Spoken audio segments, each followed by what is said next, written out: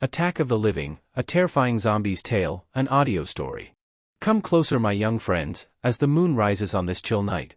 I have quite the frightening tale to share, a saga of a peaceful zombie village shattered by the invading monsters known as humans. In a time long before your awakening, our village rested tranquilly within the cemetery grounds.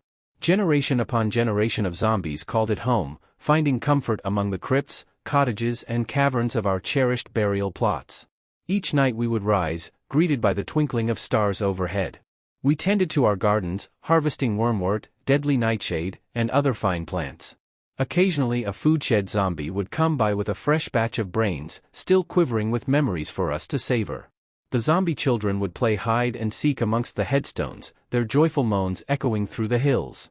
It was an idyllic existence for us undead. The humans in the valley didn't bother us, and we returned the favor.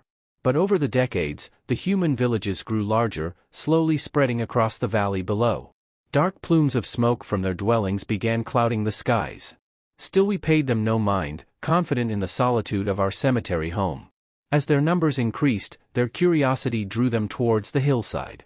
At first it was just a few human scouts, come to peek at our realm before fleeing back to the valley. But soon more came, lurking just out of sight, spying on us as we went about our routines. One night, as I sat reading tombstones in the Old North graveyard, an odd sound grabbed my attention. It took me a moment to place it, as it had been ages since any living thing approached our lands. But there it was again, the snapping of twigs under clumsy, heavy feet. I shuffled behind a crypt to get a look. There, clambering through the iron cemetery gates, were 3 humans, a man, woman, and child. Rotten luck they hadn't noticed me. I sunk back into the shadows, hoping they'd just pass her through. But the humans stayed, weaving slowly between the graves, pointing in wonder at the crumbling statues and mausoleums surrounding them. The mood seemed lighthearted enough, though I knew humans were prone to turn savage without reason. After a few minutes, I decided to give them a good scare. As they lingered by the grave of old Sludgeguts McGee, I let out an ear-splitting moan and burst from behind the crypt. Well, you should have seen them jump. The humans yelped and ran so fast, they were back to the valley before I could even laugh. Eventually though, the stories must have spread about our monster sightings up on Zombie Hill. And fear, as it often does with humans, quickly boiled over into hatred. They began tossing small stones at us if they spotted us near the gates at dusk. The zombie children were quite confused, dodging the projectiles, unable to grasp why anyone would treat them so. But the real terror came on the night of the Crimson Harvest Moon. Our zombie band had gathered that night to play eerie music and feast on the bounty of brains and worms from the season's harvest. The crimson moon's glow gave an atmosphere of celebration to the cemetery. We were all completely unaware of the approaching peril, hundreds of humans converging on our village, bearing torches, tools and all manner of weapons.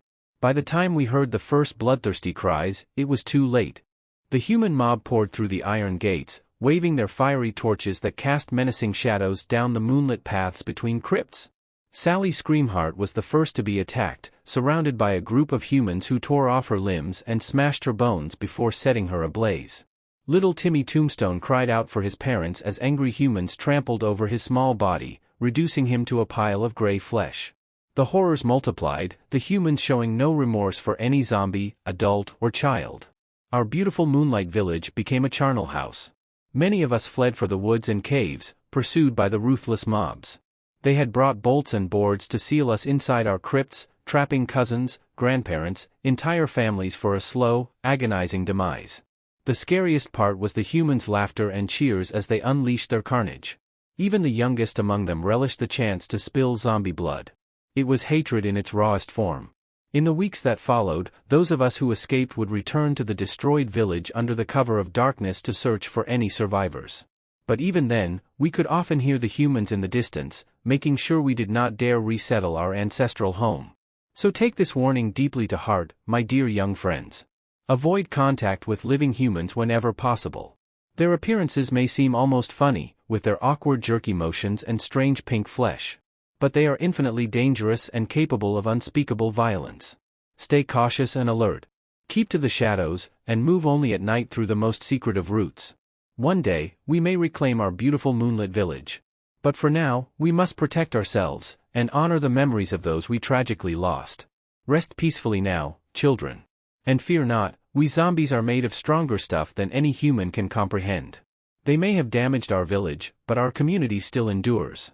Together we shall survive, taking solace in one another until the night we can all shuffle freely under the moon once more. The end. I hope you have enjoyed this audio story. If you did, please subscribe for more and let us know what original story you would like to hear next. Thank you and have a great day.